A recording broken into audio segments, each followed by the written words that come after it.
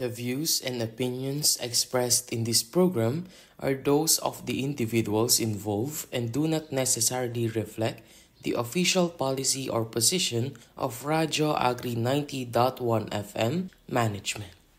The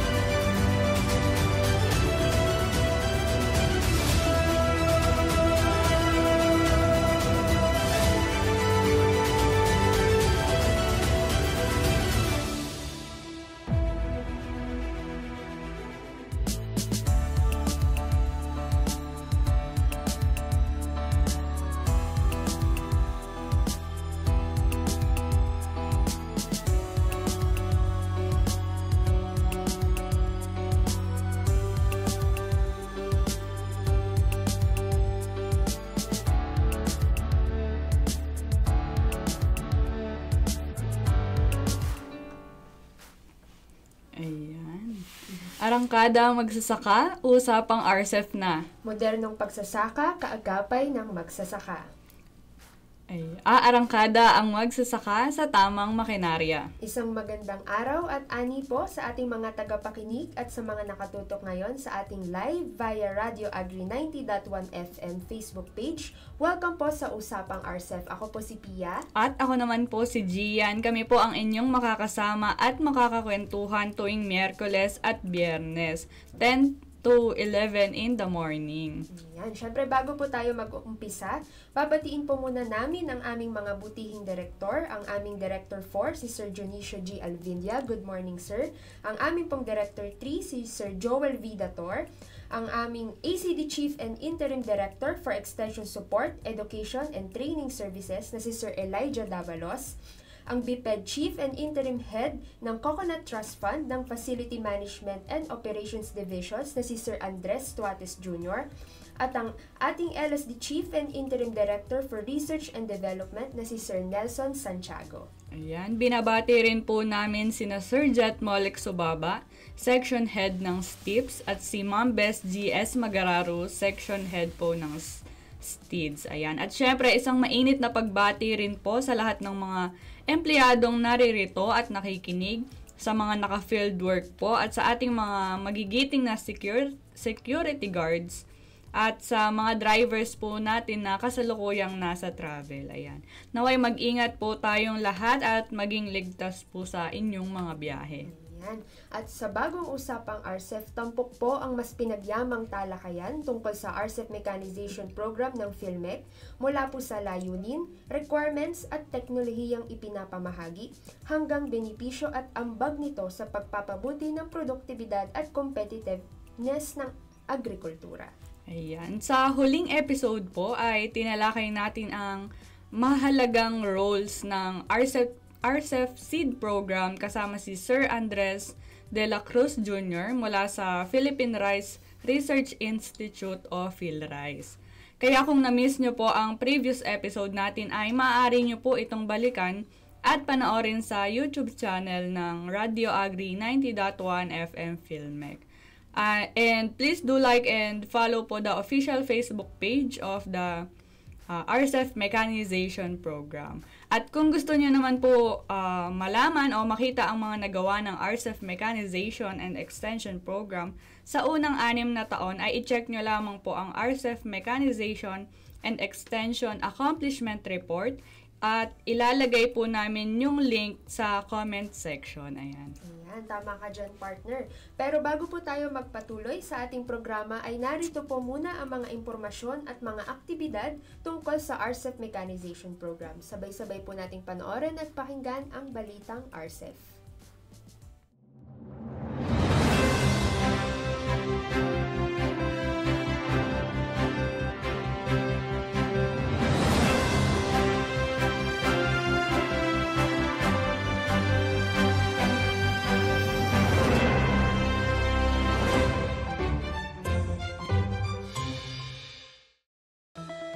former Senator Villar, tumanggap ng RCEF Accomplishment Report. Pinangunahan ni na Director 3 Joel V. Dator at FMFOD Chief Raymond R. Andres ang formal na pagbibigay ng RCEF Mechanization and Extension Program 6-Year Accomplishment Report kay Senator Cynthia A. Villar at Chief of Staff Attorney Reggie B. Tamanya nitong August 3 sa Taguig City. Tampok sa report ang mga pangunahing nagawa at tagumpay ng mechanization at extension program na ipinatupad ng PhilMec mula 2019 hanggang 2024. Occidental Mindoro nakatanggap ng makinaryang RCEF. Nasa 63 units ng 4-wheel drive tractor at 31 units ng rice combine harvester ang ipinamahagi sa mga benepisyaryo ng RCEF Mechanization Program sa Occidental Mindoro nitong August 29.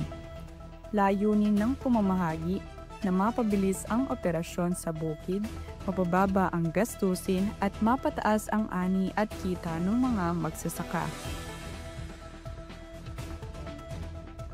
16 FCAs at LGU, lumahok sa RCEF Machinery Demonstration. Lumahok ang 16 na FCAs at LGU sa demonstration ng mga makinaryang pantanim noong September 3 to 4 sa Aglipay, Quirino at San Miguel, Leyte. Ayon kay Chair Victor Romualdez ng Green Leaves Farmer Association, madaling gamitin at matipid sa gasolina ang riding type transplanter na kayang tapusin ang 4 na ektarya ng palayan sa isang araw lamang. Sa aktibidad, natuto ang mga kalahok sa tamang paggamit ng makinaryang pantanim mula sa RCEF Mechanization Program. 303 milyong halaga ng makinaryang RCEF ipinamahagi sa Region 1. Nasa 90 units ng 4-wheel drive tractor at 48 units ng rice combine harvester ang ipinamahagi sa 105 qualified FCAs sa Region 1 na ginanap sa Santa Barbara, Pangasinan nitong August 28. Umabot sa 303 million pesos ang kabuoang halaga ng mga makinaryang ipinamahagi sa mga qualified FCAs mula sa probinsya ng Pangasinan, La Union, Ilocos Norte at Ilocos Sur.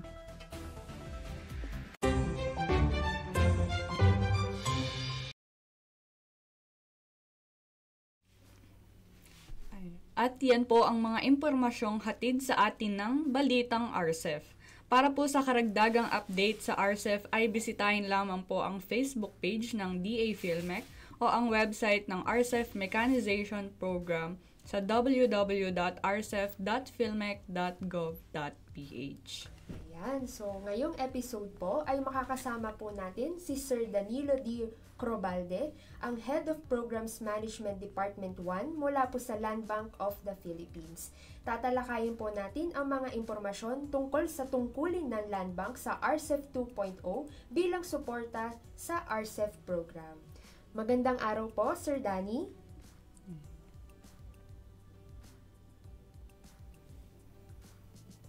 Ayan.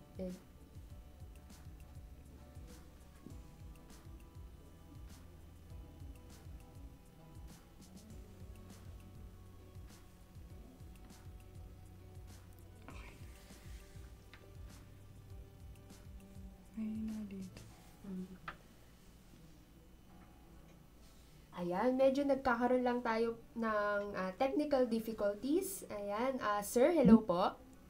Naririnig po ba ako? Ayan. Yan, okay. Ayan, sir, magandang Okay, araw po. at least okay na tayo. Yes po, magandang araw, sir. Baka may gusto po kayong batiin or i-shout out. Una sa lahat, Pia at Gian, magandang umaga sa inyo at sa lahat po ng taga-subaybay ng programang Radyo Agri. Isang makulimlim na umaga.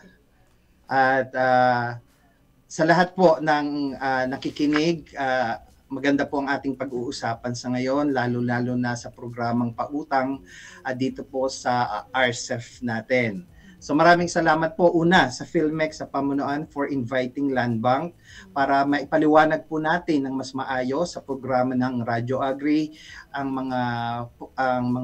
programa ng Expanded Rice Credit Assistance na ibinibigay or gampanin po ng Land Bank. Sir, para po umpisahan natin ang talakayan at para po sa mga hindi nakakaalam, maaari niyo po bang ibahagi sa ating mga listeners at viewers kung ano po ang Expanded Rice Credit Assistance ng RCEF at bakit po ito mahalaga para sa ating magsasaka? Okay. Ang Expanded Rice Credit Assistance na component po ng ng RCEF natin ay ito po ay nagsimula noong 2019. Nagtapos po yung unang phase nito ng December of 2024. So from 2019 to 2024. Pero po ito po ay in-extend for this year, 2025 hanggang 2031. Ang ERCA po, ang tawag natin, Expanded Rice Credit Assistance Component o tawag natin dito ERCA, ay ito po ay yung programang pautang component ng RCEF na kung saan nagbibigay po tayo ng pautang sa ating mga rice farmers o maging ang kanilang mga organisasyon o mga. So ito pong programa nito ay tinatawag na expanded kasi alam na meron na pong existing na mga programa ang ating gobyerno. Pero dito po, dinagdag na po itong ERCA na ito na programa. Pwede pong magbigay tayo ng pautang para sa mga pangangailangan sa bukid ng ating mga farmers para sa kanilang pagtatanim or even po yung kanilang pangangailangan sa bukid ng mga maliliit na makinarya, pwede nating ipahiram po dito po sa RCEF na to, sa ERCA RCEF po. Ayan. Thank you so much po, sir. Malinaw po ba? Kirinig po? Yes, sir. Apo. Mahinaw po. Yeah, okay, good. Ayan. Sunod naman po na question ay, sino-sino po yung mga kwalipikadong makinabang sa pautang mula sa ERCA, RCEF? At para po ba ito sa mga kooperatiba at asosasyon lang or pwede po siya sa mga individual farmers po? Oh, magandang tanong yan, Aki. Ang programang ERCA, ang RCEF na ito ay para po intended po talaga ito para sa mga farmers natin, individual. So pwede silang mangutang individual sa land bank. Pero gusto ko pong linawin po, ito pong ERCA na to, Expanded Rice Credit Assistance, ang component po na ito ay ini-implement po hindi lamang po ng land bank, kundi po ng DBP. So yung budget, may binigay po na budget ang government natin mula sa mga tariff duties na kung saan nakalaan talaga siya para sa pautang. So Land Bank at DBP po. Ngayon, dito po sa kung sino ang pwedeng mangutang, dalawa po ang pwedeng manghiram. Una, yung mga magsasaka po natin na nakaregister sa RSBSA, Registry System for Basic Sector in Agriculture. Yun po ang requirement. Pero po, ang mga farmer po, ang pangangailangan niya para sa rice, kasi rice po ito. So pwede natin silang mapahiram dito. Pangalawa, kung meron ang mga farmers po natin na mga organization or meron tayong mga kooperatiba, pwede po yung kooperatiba ang manghiram in behalf po ng kanyang mga members, siya ang manghihiram sa land bank para ipahiram sa kanyang mga members. So, dalawa po. Ang maganda po dito sa programang ito ng RCEF, ERCA RCEF, is napakababa po ng interest rate kasi ang sinasabi natin dapat ito yung abot kayang pautang. So, bakit po, paano natin nasasabing abot kaya? Una, ang interest po ay napakababa. 2% po per year or per annum. 2% lang. Diba? Alam naman natin kung gaano kalaki yung interest pag nanghiram ka dyan sa mga informal na nagpapahiram dyan sa mga tabi-tabi lang. But kung dito, ito ay 2%. Ngayon, halimbawa na nakahiram ka, para ma-appreciate po natin, nakahiram ka ng 50,000 sa iyong isang ektaryang bukid. So kung 2% po yan per annum, parang lumalabas po 1% lang ang babayaran mo sa loob ng 6 na buwan. Computing po natin ang 1% of 50,000. Yung hiniram mo pong 50,000, ang babayaran mo lang interest, After 6 months, kasama pag inani or medyo na-delay ka, ay 500 pesos lang po. So, ganun po siya kalait. Tapos, kababa yung interest. So, napakaganda pong programa ito na available, abot kaya para sa ating mga magsasakang nagtatanim ng palay. Pagdating po sa kooperatiba, mababa din po yung interest na yan. Actually, ang nakakatuwa, pag ang kooperatiba ang nanghiram, ang interest niya po ay actually 0. Yun nga lang, kailangan niya pong ipautang ng hanggang 6% po. Walang babayarang interest ang kooperatiba provided po ipapahiram niya yung binigay na pondo ng Land Bank under this sa ERCA ng hanggang 6% per annum po. So makita nyo, napakababa talaga siya. At saka yung mga requirements po natin, binawasan na po natin para mas madali pong makahiram ang ating mga magsasaka at mga kooperatiba po. Ayan. Ang gandang balitanan para sa mga individual na magsasaka at yung mga kooperatiba na gusto pong humiram sa Land Bank.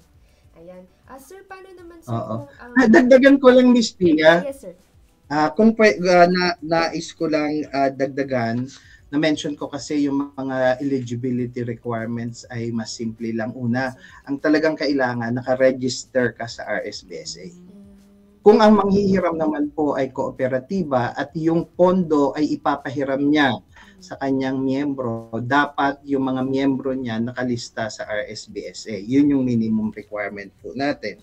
And then, kailangan siyempre may naka-avail siya ng mga, may experience siya sa kanyang pagtatanim, experience sa pagbubukid, pagtatanim ng palay, and then kailangan po may mga, or naka-attend siya ng mga trainings provided po ng ating Agricultural Training Institute, ng TESDA, ng PhilRice, or PhilMex. So, yun lang naman po yung mga requirements natin. Pero po, para doon po sa nakikinig na meron kayong organization or kooperatiba at gusto nyong mag-loan dito, kailangan po muna na magpa-accredit po kayo sa Department of Agriculture. Yun naman po yung isa sa mga minimum requirements para maka-avail po ang kooperatiba ninyo sa programa. Sir, ano-ano po yung mga aktibidad o proyekto na maaring pondohan gamit ang pautang mula sa ERCA-RCEP po? Halimbawa po ba pwede itong gamitin para sa pagbili ng makinarya or inputs or pasilidad po? Okay. Na-mention ko na sa iyo na ang mga pwedeng paggamitan ng hihiramin nilang pondo ay una para sa kanilang pangangailangan sa bukid nila. So syempre, depende po yan. Kung may 1 hectare ka, alam naman natin kung magkakanong pangangailangan natin sa isang 1 hectare. So kung ano man po yung mga inputs requirement mo doon, mga fertilizer requirements, actually hanggang 90% po ng buong gastusin sa isang hektarya ay pwede nyong hiramin. Maximum po yung 90%. So may minimum ka na 10% na equity. Ngayon, kung sa tingin mo okay ka na, yung pangangailangan mo, kaya mo nang i-provide mula sa iyong sariling bulsa, sariling pera, pero kailangan mo na mag-improve sa iyong mga kagamitan sa bukid. Halimbawa, gusto mong bumili ng hand tractor, ng tawag dito na mga parang patubig, makinang patubig. So pwede rin po natin pahiramin yun hanggang 90%. Kung halaga nun ay pwedeng utangin nyo po sa Land Bank din. So it depends po sir sa pangangailangan nila. Halimbawa sir, individual ako tapos gusto kong bumili ng hand tractor, ganyan. Magkakaibang price po yung pwede. Oo, kailangan ipakita mo sa amin yung mula sa supplier, di ba? Meron naman yung invoice. Opo. So, you have to present sa Land Bank. O, kunyari, halimbawa lang po, no? 80,000 or 100,000, madali na lang. Ngayon, may pera ka na konti dyan, pero hindi gusto mong bumili, kulang. Actually, hanggang 90% ng halaga nung kung ang man yan na kagamitan sa bukid, pwede po natin niyang iutang sa Land Bank. Okay. Ngayon, ganun din po, gusto ko pong linawin lang na kapag ang may mga pangangailangan ay yung mga farmers rice farmers po natin na miyembro ng isang kooperatiba, mag-uusap po yung mga farmer members na yan at saka yung kanilang pamunuan ng kooperatiba kung saan pwede po ang kooperatiba na ang manghiram sa land bank in behalf po ng kanyang mga members. So, hindi na kailangan na pumunta sa land bank ang mga individual na members nila na mag-a-avail ng loan ng co-op. So yung co-op na po ang makikipag-usap sa land bank. Kami na po ang mag-evaluate sa requirements, then once na mapa-approve po natin yan, ibibigay po natin yung pondo na yon sa kooperatiba. Tapos yung kooperatiba naman, syempre identified naman nila yon. Sila naman na ang ipapahiram yung pondong ibinigay ng land bank para sa mga members. At ulitin ko lang po, katulad ng sinabi ko kanina, dapat RSBSA listed yung members nila. Ayun. Magandang impormasyon nga po yun na magkakaiba pala yung pwedeng utangin. Mostly po kasi di ba, fix po yung pinapautang, like halimbawa 10,000 lang, 20,000 lang, ganun. Oo, kaya naglagay tayo ng ceiling na 90%. So normally po yan, humihingi tayo ng standard farm plan and budget, no? Mula sa MAO. Kasi ang Municipal Agriculture Offices, meron niyang costing per hectare. So yun po ang pwedeng basihan natin na alamin lang kung ano doon sa mga items ng mga cost nung isang hektarya ang gusto niyang hiramin. So, depende naman po yan kung ilang hektarya ang sinasaka mo. So, kailangan mo lang mag-present siguro ng proof na ikaw ay may sinasaka. Actually, ang MAO naman nagbibigay ng mga certification kung ilan talaga ang tinatanim. So, mabavalidate naman po natin yan kung ilan yung area. Tapos, on a per hectare basis, so doon na lang natin malalaman para ma-determine po natin how much po yung talagang ilo-loan ng isang farmer po natin na gustong mag-loan individual. At gusto kong sabihin, ang land bank po, ready po kami kapagkat meron po kaming 60 na lending center sa buong Pilipinas na bawat lending center po may kanya-kanyang area na usually isang lending center cover niya ang isang probinsya. So if you are interested na sa halimbawa sa Occidental Mindoro, nandun ka sa area na yon, so mag-a-avail or mag-a-apply ka ng loan dun sa lending center namin ng land bank. Meron po tayong 60 lending center as of now. Ayan, thank you so much po sir sa mga information na ibinigay ninyo. Ayan. Pati po kami ni Ate Pia ay nagkaroon din ng knowledge about sa sa land. Talagang siksik yung information ni sir. Natutuwa kami sapagkat yung pondo pong ibinibigay sa land bank kasi binibigyan po kami ng allocation. Pareho po kami ni DBP at land bank. Pareho po kami nagpag-uutang. At ang maganda po, may mga identified provinces kami na kung saan pagdating sa probinsyang ito, DBP po ang mag-handle, may probinsya na land bank naman. So, dinetermine na po yan. Sa ngayon po, under RCEF 2.0, yung 78 na covered provinces, 40 po doon land bank, yung 38 po doon DBP ang mag-handle. At pareho lang din po with land bank, gano'n naman yan pwedeng individual, pwedeng DBP. Actually, yung mga requirements ni land bank at ni DBP, halos pareho po yan. So magkakaiba lang po kami sa area of coverage po. Ayan. Thank you so much po, Sir Danny. Ayan po mga ka-Radyo Agri, sana ay nakapag-take down notes kayo ng mga information na ibinigay ni Sir Danny. At ang mga information po na to ay sigurado pong makakatulong sa inyo. Ayan. Huwag po muna kayong aalis mga ka-Radyo Agri at magbabalik pa po kami kasama si Sir Danny. Ayan. Para naman po sa mga nais magsumite ng application at maging benepisyaryo ng RCEP Mechanization Program, ay maaari po kayo makipag-ugnayan sa mga focal person by region o bumisita sa pinakamalapit na PhilMech office sa inyong lugar. Starting with Luzon, for Region 1, covering the areas of Ilocos Norte, Ilocos Sur, La Union, and Pangasinan, you may contact Ms. Kimberly Gregorio or you may visit her at FMFOD office, Filmex CLSU compound, Science City of Muñoz, Nueva Ecija, or you may contact her through 0951-541-4869.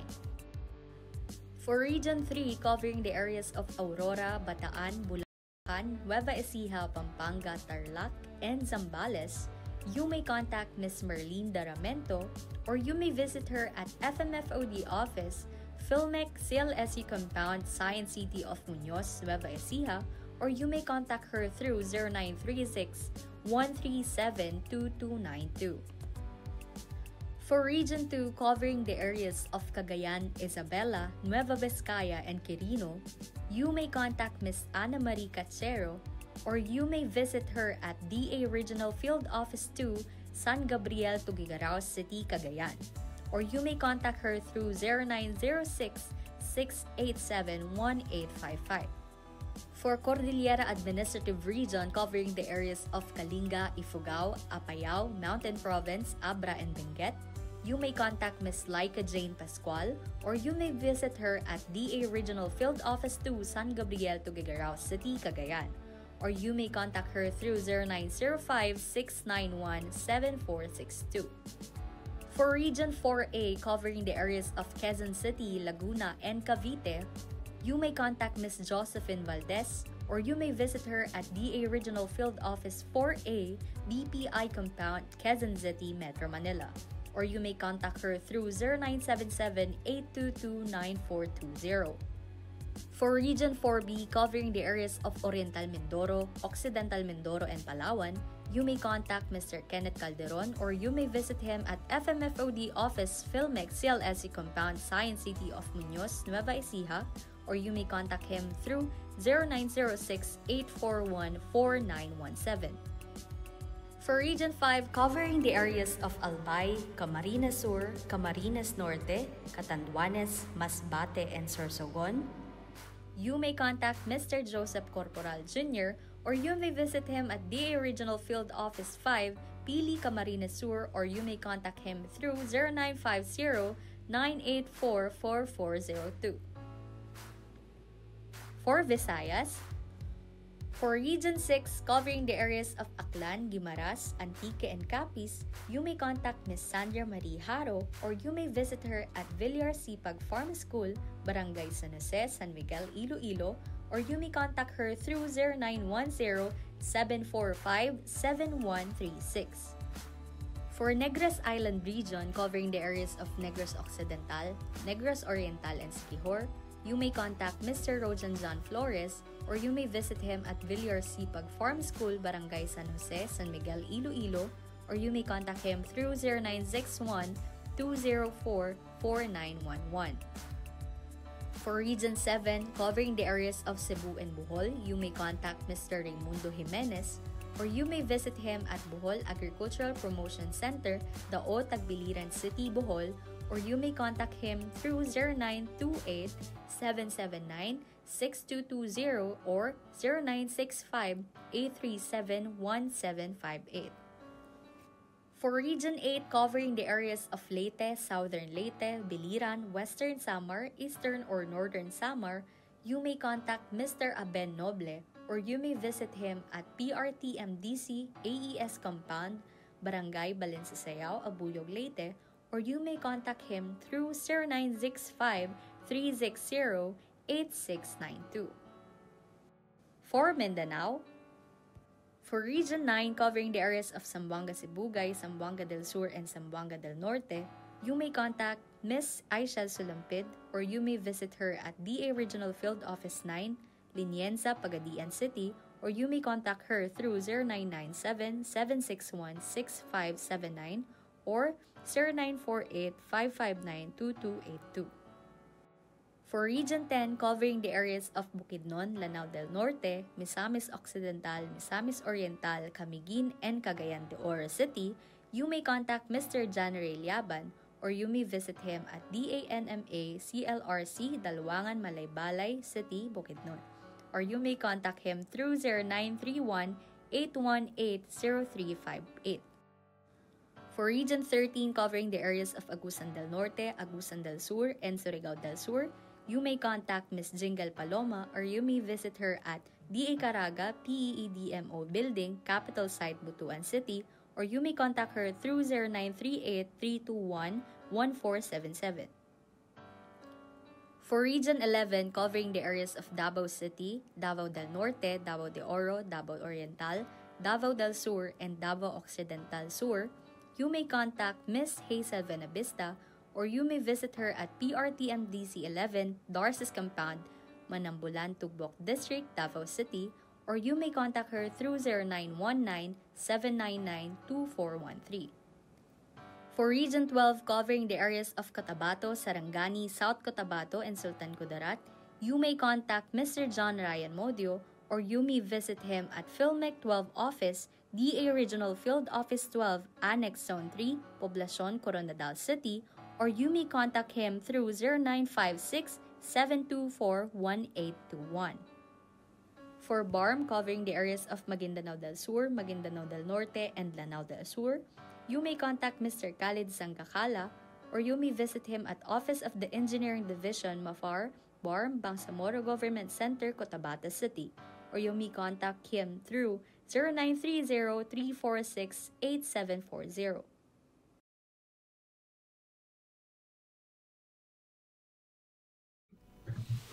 Ayan. At yan po ang mga regional focals at PhilMec office na maaari nyong i-contact kung mayroon po kayong concern. Ayan. Maaari din po kayong mag-walk-in sa pinakamalapit po na PhilMec office sa inyong lugar. Ayan. Pero bago po tayo magpatuloy ay magbabasa po muna tayo ng comments at pagbati mula sa ating live viewers sa mga Facebook pages po natin. So starting po sa RCEF Extension Program Facebook page, watching from Datu Paglas Farmers, good morning po kay Sir Amadine Adam. Ayan, at watching naman from Barangay Ipilan, Nara, Palawan, si Ma'am Aldine Bartolay. Ayan, para naman po sa mga nanonood sa DA PhilMec, good morning po kay na Sir Edley Ramos Ventura from Rizal Small Farmers Association.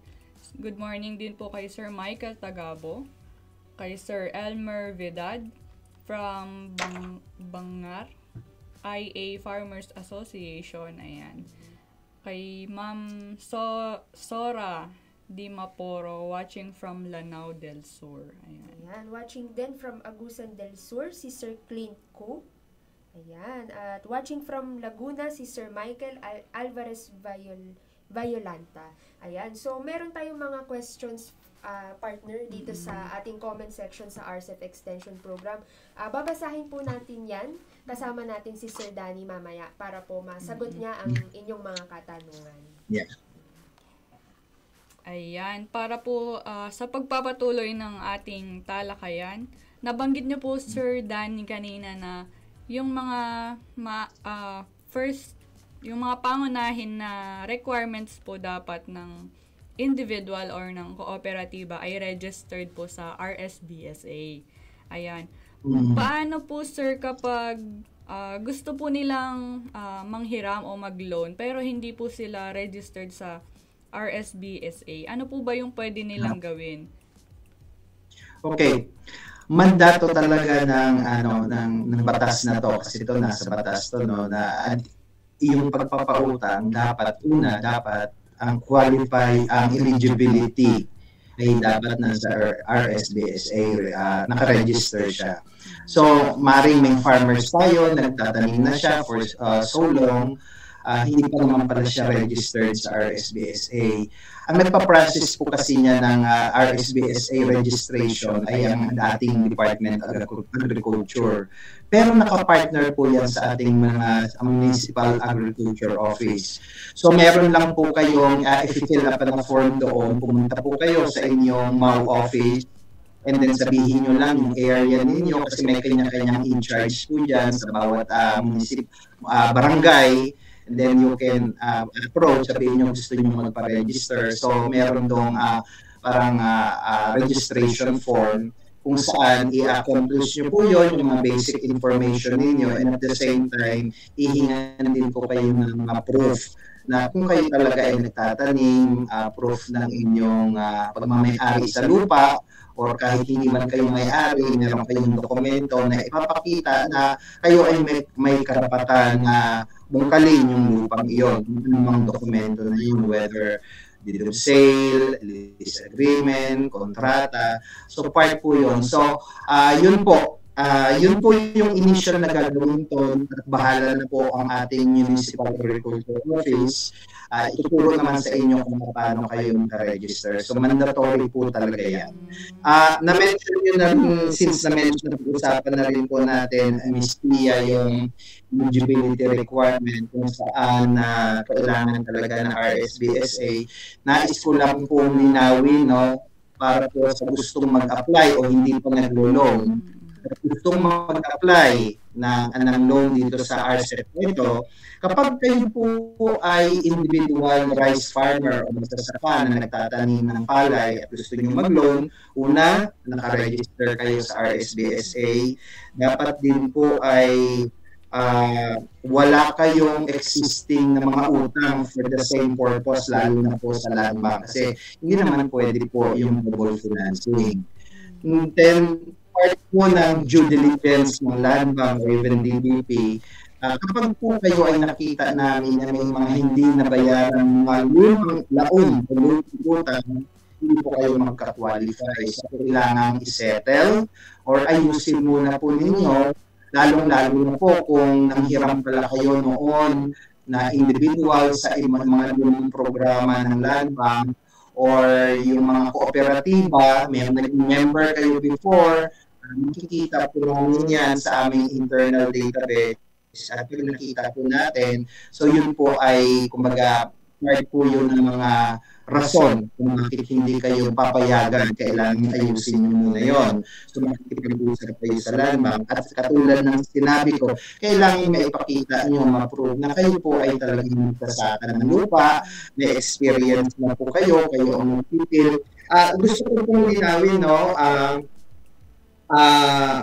hindi kinakailangan na ikaw yung physical na nagtatanim kasi minsan may mga rice farmers tayo na nagsusupervise. So siya lahat niya lupa, siya nag-hire lang siya. Pwede po yung manghiram pa rin kasi yung lupa pa rin yun ay taniman ng palay. So wala pong problema doon. Basta ang gusto ko lang pong linawin na kailangan ma-prove namin, maipakita. Usually po ang mga municipal agriculture offices natin, bibigay naman yan ng certification tawag namin doon, certification na sinasabi ito ay nakaregister sa RSBSA, na itong farmer natin ay may sinasakang lupa, magtatanim ng palay, at nakapag-nagkaroon ng training or may experience. So magiging compliant na po kayo sa mga minimum requirements sa individual.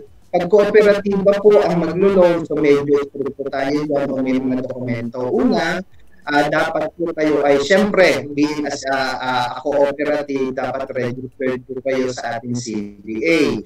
So meron kayong registration paper. At gusto kong dagdag na hindi sufficient yung registration paper kasi every year may requirement po si CDA na repertorial requirement or documents that you have to submit po sa ating CDA. Kaya nagbibigay po sila ng accreditation. So dapat may kayong certificate of compliance from CDA kapag ikaw ay kooperatiba.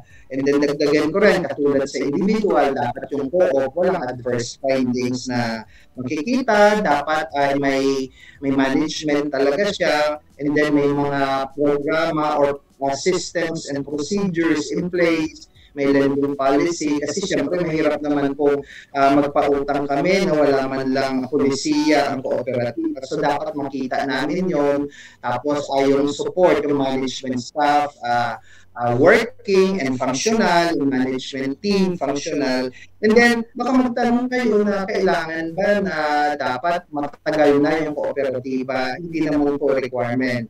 Pwede po na operational na, pwede rin yung bago lang, pero at least 6 months operation na muna kayo, at least man lang 6 months. para makapag-comply kayo. Tapos syempre may minimum requirement tayo, usually naman na 30,000 paid capital, and then basically yun po. And then dapat yung co-op po ninyo, linawin ko lang po, ay dapat at least majority owned ng mga farmers natin ang membership niya. Kasi rice, di ba, rice. So dapat yung kooperatiba, 50% plus 1 ay mga rice farmer, or kung hindi man rice farmer ang member, involved siya sa rice value or value chain activities yung members as a requirement po para sa eligibility ng ating mga kooperatiba po. So dalawa lang naman yan, individual or cooperative.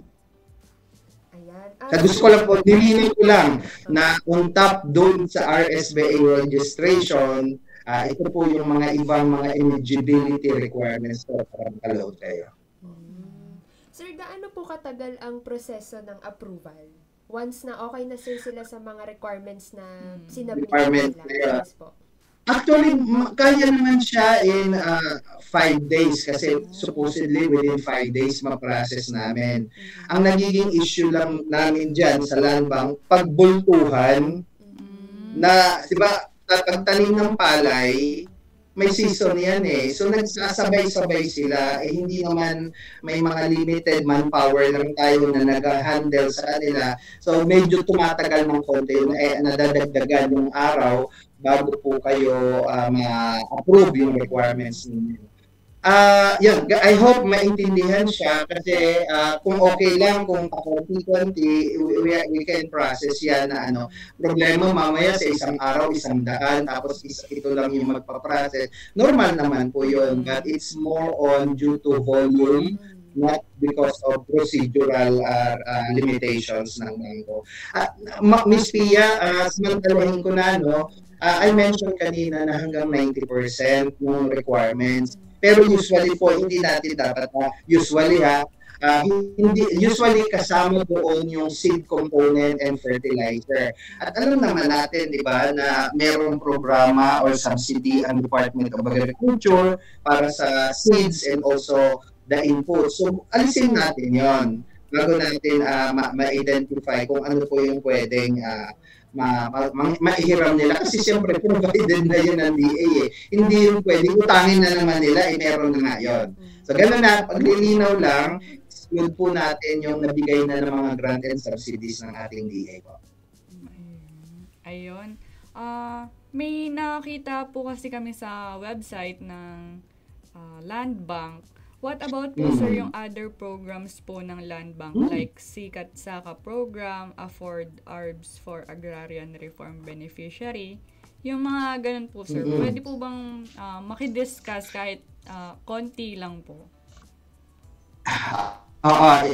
Ganito yan. Bago ko i-discuss yung programa, yung pagpapahiram po ng Land Bank sa under ERCA RCEP ay depende po yan sa pondo. Diba sabi ko, since 2019, 6 years ago, binibigyan po ng pondo si Land Bank at DBP ng tag 500 million. So for 2025 po, ang ni-request po sa DBM para ipahiram ni Land Bank at DBP for 2025 ay tag 500 din po kami. Unfortunately, ma'am, nililinaw ko lang po, yung pondo na yon na 500, hindi pa dumadating kay Land Bank. So, wala pa po kaming napapautang. So, naghihintay lang po kami ng pondo. Pagdating yan, full, implementation na yan. So, baka para na yan sa dry season natin. It's starting ngayong October, November, December, pero depende. Now, you mentioned about ano pa yung programa. Ang Land Bank po kasi has been very supportive of the agriculture industry natin. So, marami po kaming programa na pautang para sa agriculture, whether it's internally funded galing sa pondo ng Land Bank or pondo galing sa gobyerno. Ang ERCA po, RCEP, is galing sa gobyerno. So dadating yung pondo, kami lang po ang magpapautang. Meron din po tayo yung ACEF, Agricultural Credit Enhancement Fund. Kumbaga parang kung may RCEP, may ACEF. Parang magkapatid yan silang dalawa. Pareho lang po ng usually ng eligibility. Ang kaibahan lang po sa ACEF is that hindi po siya limited sa rice. Pwede po yung mga high value crops, pwede po yung yun po, yung pwedeng ipautang natin, yung iba pang agricultural commodities. Yun yung pagkakaiba sa ASEF. Now, maring tanongin, paano ngayon kung hindi pa available ang RCEF? Paano makakahiram? Meron po kaming programa, ito po yung flagship or banner program ng Land Bank sa Agriculture na nilaunch po namin last year, effective May 2024. Ito po ay mula sa programa ng Sikat Saka, kung naririnig po ninyo.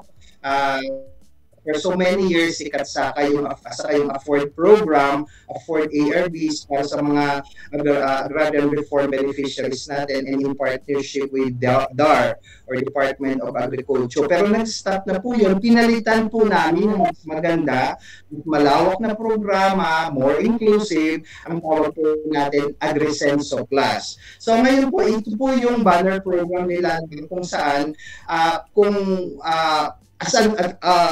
ito po yung pwede silang manghiram, lalo na po ngayon na wala pang pondo sa RCEF. Ang i-offer po natin ay ang AgriSenso Plus program kasi ito po ay pondo talaga ng Land Bank, tapos may pondo from AFRD na binlend po namin kung saan pwede po silang mangutang hanggang 90% din po. Halos pareho din po ng RCEF. Ang kaibahan lang po dito, yung interest rate ay while mataas ng konti kasi 2%, it's 4% per annum, maikli din po yan, maliit din po yan compared sa mga ibang mga pautang sa labas na kung saan ay iside po sa mababang interest rate na 4% per year, meron po kayong ibang incentive pa na makukuha. Una, meron po kayong free na life insurance, meron din kayong free na credit life insurance, at meron pong training capacity component din po, training component, capacity building component para sa lahat po ng mag-loan ng AgriSenso Plus. Ngayon po, kaya pag may tinanong na programang pautang, in-offer, siyempre, mandated po kami na i-implement si RCEF, ang pondo ng RCEF and ASEF. So, ito pa rin po, kasama po si AgriSenso Plus. Pero ang kagandahan po kay AgriSenso Plus is hindi po siya limited sa mga rice commodities, sa corn. Kasama po pati high value crops. Kasama po yung mga mangingisda natin. Pasok din po siya, pwedeng mag-loan. Kasama din po yung mga maliliit na nag-negosyo sa atin na involved sa agricultural value chain. Pwede po even agriculture graduate. Yun po ang isang maganda. Kaya tinatawag na namin, ito po yung flagship program ng Land Bank na nilaunch namin since 2024 of May, na until now po, meron na po tayong napautang ang Land Bank na 1.6 billion. And then, pagdating po sa pondo, marami po tayong pondo para matugunan yung pangangailangan ng lahat ng farmers. Sa ngayon po, meron po tayong mga first-time borrower or new borrowers ng AgriSenso Plus na 11,310 as of July 2025. So, yun po, siguro I would advise, ito po ay partnership, yung AgriSenso Plus po ay hindi lang po ito ang programa nila. Ang partner po natin dito ang Department of Agriculture, Department of Agrarian Reform, kasama din po natin dito ang NIA, kasama din po natin yung ACPC, Agricultural Credit Policy Council. Ito po ay mga programa na nagtutulong-tulong po ang iba't ibang ahensya para ma-implement po natin ito ng maayos. Magkakaroon po kami ng mga launching sa iba't ibang lugar ng Pilipinas, at yung aming lending center po nagko-conduct ng mga training, financial literacy at saka orientation program sa kanya-kanyang area of coverage. So, yun po, yun po yung mga programa ni Land Bank na pwede pong mapuntahan ng ating mga farmers kung saan, kung gusto nilang mangutang ng mas abot kayang pautang, ito na po yung programa nila. Ayan. Thank you so much po, sir, sa pag-share ng information about sa AgriSenso Plus na hindi lang pala rice farmer yung pwedeng makapag-avail ng kanilang program. Pero yung ibang high value crops din. Ayan. At saka yung kaya tinawag siya na plus, Miss Gian, yung mga small fishers natin. Kasi nakita namin, dati to agresenso lang, and then nakita natin, nasaan na yung tulo doon para sa mga small mga fishers natin. So dapat natin din silang tulungan. So kaya siya naging plus, idinagdag yon. So sabi natin, paano yung mga nangangailangan, may mga maliliit na negosyo, nasa trading, inputs, na related sa agriculture, pwede natin tulungan. So, isinama din po natin ang mga micro and small enterprises, pati po yung mga anchor firms, yung malalaki, and then also the agriculture graduate. Kaya nga po ang kagandahan sa AgriSenso Plus, mula sa pagiging maliit hanggang lumaki ka into a corporation o malaking negosyante, covered po siya ng AgriSenso Plus lending program. Thank you so much po, sir. Yun pala yun, kaya siya naging plus. Ayan. Plus. Tapos, di ba, free ang iyong may life insurance, may credit life insurance pa. So, gusto ko linawin, ano ba yung credit life? Kung may mangyari man doon sa borrower, may insurance company po na magbabayad sa iyong utang. Na parang gano'n, credit life insurance. So, hindi na po problema yung naiwanan ng pamilya kung paano babayaran yung utang. Hindi po yan available sa iba. Dito lang po yan sa aming AgriSenso Plus lending program at napakababang interest na 4% per annum. It's good to know din po na meron palang ganitong program, yung land bank, na pwedeng i-avail ng mga farmers natin. Yes. Sir, nabanggit niyo, sir, yung mga nakinabang po sa ERCA-RCEF simula nang ipinatupad ito. Ano po yung mga naging epekto dito sa produksyon at kita ng ating magsasaka? Ang sinasabi natin, pag ikaw ay nagtanim, lalo na ng mga commodities na ganyan, whether rice yan, high value, ang kailangan lang kasi para mag-improve ang iyong makuha mo, yung ina-expect mo na magandang ani, dalawa po yan, you adapt the technology at tama at napapanahong paglalagay ng mga requirements sa bukid, yung seeds, timely planting, yung tinatawag natin.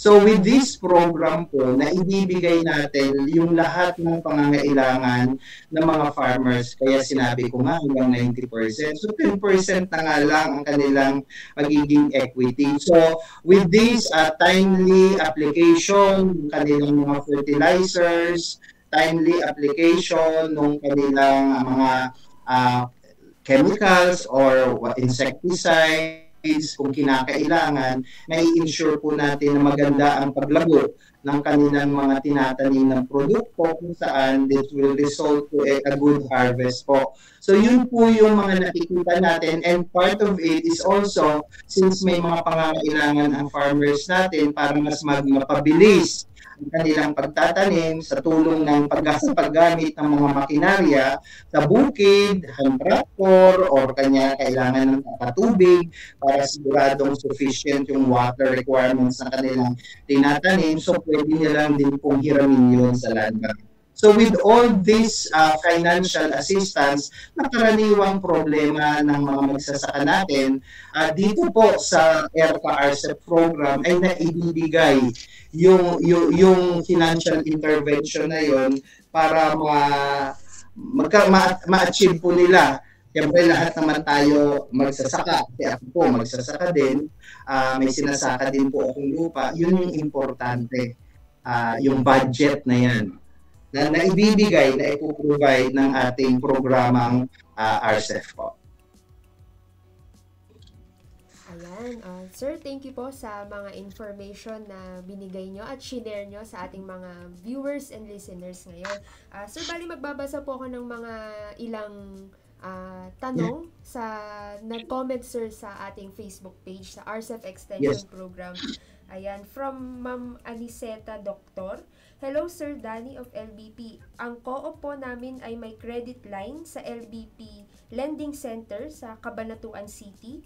Qualified pa rin po ba ang co-op sa credit assistance under RCEF Extension Program? Okay. Ang sinabi ko kanina is dapat yung inihiram nila ay hindi double financing. So hindi lang kasi malinaw sa akin kung ano yung existing credit line na with the regular program ng bangko.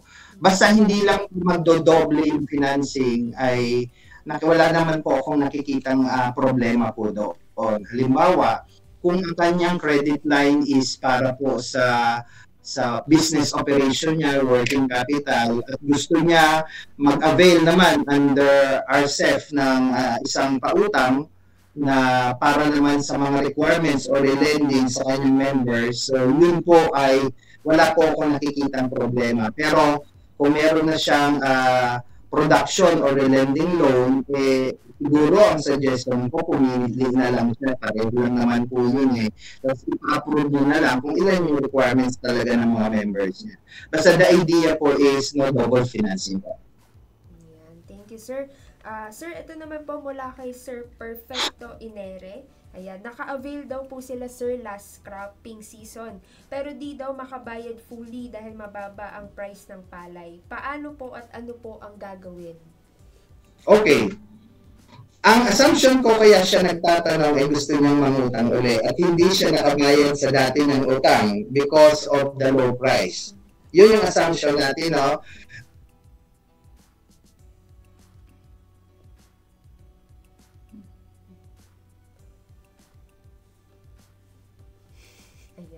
Ayan, medyo nagkaroon tayo ng technical difficulties.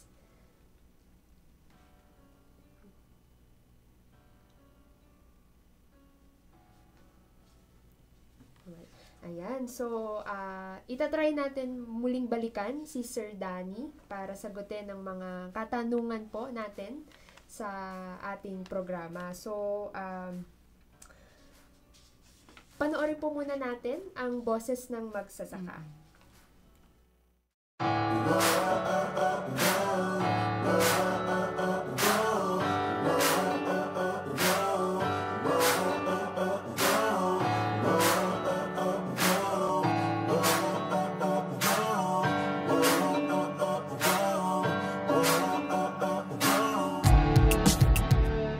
Po si Gregorio Ramos Jr., chairperson po ng Nagilian Irrigator Service Association. Nag-request po kami ng makinarya sa RCEF ng rice harvester, na 4-wheel tractor, riding type rice transplanter at saka itong walk behind transplanter. Lahat po ng nakuha namin mga makinarya, yun po ang ibinibigay namin.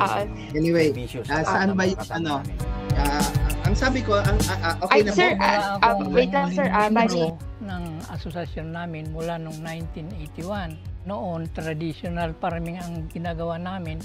Inaabot kami ng buwan. Nung dumating itong mga makabagong makinarya, malaki na ang natitipid namin, lalong-lalo na sa gastos. At lumaki na rin ang profit namin sa pagbibinta ng mga palay. Yung wala pang kagamitan nung natural na pamaraan ng pagtatanim noon, talagang mahirap. Noong itong may mga gamit na sa bukid ng makabagong makinarya, gumaan ng malaki, lahat gumaan, kumita, at hindi na masyadong nahirapan yung farmer.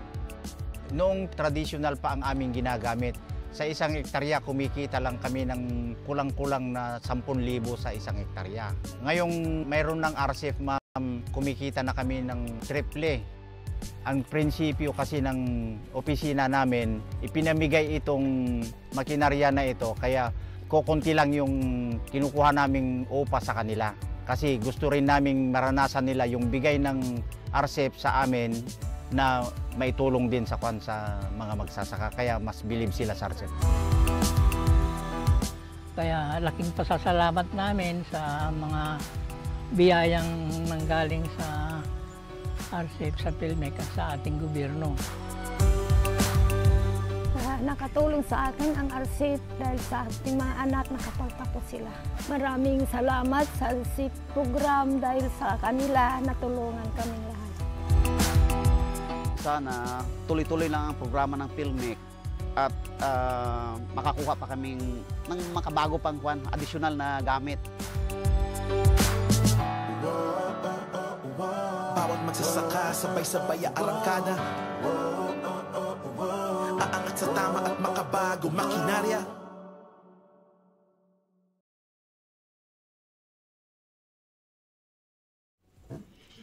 At yan po ang beneficiaries natin na nakatanggap ng mga makinarya. Ayan. Nawaya po ay makatulong po ang mga makinaryang ito upang tumaas ang inyong ani at kita. Ayan. So, ayan, nagbabalik po si Sir Danny, ayan, from Land Bank of the Philippines. Ayan, nagkaroon lang tayo, sir, ng konting technical difficulty kanina. Ayan. So, para po ituloy natin yung sagutan, sir. Hindi ko alam kung saan ako naputol kanina, pero I would recall na ang tanong is, paano kung hindi nabayaran? Yes, sir. Diba, strictly speaking, adverse findings yun sa bangko. So whether it's DBP or Land Bank na. Pero kung valid naman talaga yung reason and then nagkaroon naman siya ng mga partial payments, di ba? Halimbawa, sinabi niya na medyo mababa. So I would presume there was still, meron pa ring siyang binayaran siya na hindi niya lang na fully pay. At valid naman yung reason. So ang suggestion po natin is pumunta siya sa lending center kung saan siya nangutang. Kasi makipag-usap siya na siyempre alam naman yon ng Tagalan Bank na may naging mababa ang mga bilihan kasi nga yung iba 8 pesos lang, 10, talagang parang hindi niya kaya, lugi siya. So ngayon makipag-usap siya, yung possible tinatawag po natin ditong loan restructuring.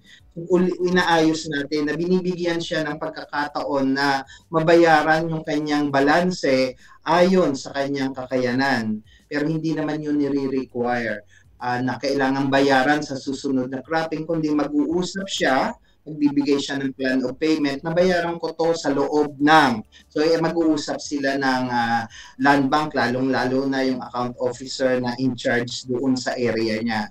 And then yung possible refinancing ay para doon sa portion na fully paid. So I would believe na depende na yon sa pag-uusap niya with the lending account officer po, with the lending officer na naka-assign sa kanya. But that is also possible, yung tinatawag naming restructuring with refinancing. Kasi once po ni-restructure natin yung loan, ibig sabihin from past due, magiging current po uli siya. So, hindi na siya technically, hindi na siya adverse findings.